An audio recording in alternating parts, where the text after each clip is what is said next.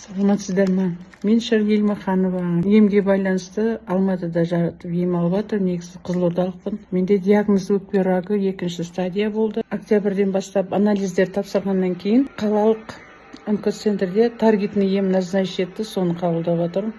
Ай сайын дәрі береді. Мұндай ауру болған соң тағы да қосымша ем іздей бастадым. Сонда осы Масыл Кадралиев сайты кездесі, осы майды мақтады, сайтына кіріп әбден жаңағы зерттедім енді. Оны ойлап тапқан өзі врач-онколог екен, сосын отзывтар өте көп, жақсы отзывтар жазып жатыр, неше түрлі сложный стадиядағылар да жақсымыз деп жазып жатқан соң, осыған сенім жасап, осы майды іше бастадым, қолдана бастадым. Таргет емнен бері қабылдап жатырмын ғой енді. 3 ай ем алғаннан кейін КТ-ға түсіп, КТ-дан результат жақсы болды.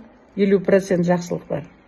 Жаңағы өкпедегі кішірейген, сосын лимфатический узлыға да метастазы болған айтпақшы. Ол да кішірейген, метастазы жоқ деп сондай қуанышты КТ болды мен үшін.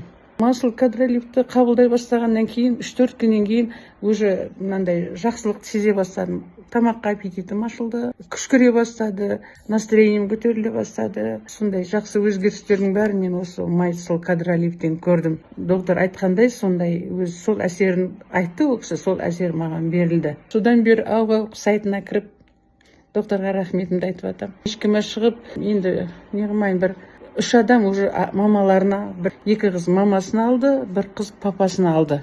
Осы Кадралиев майын мен айтқаныма сеніп енді сұрайды олар, шын ба сіздің айтқаныңыз деп. Әрине шын, мұндай диагноздағы адам өтірік алдамай шығарсың, не көрініпті.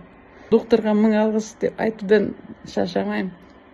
Ал диагноздағы адамдардың бәріне де 100% жазылып кетулеріңізге тілектеспін. Осындай диагноздағы туысқандарыңыз болса, ата-аналарыңыз болса, алып беріңіздер.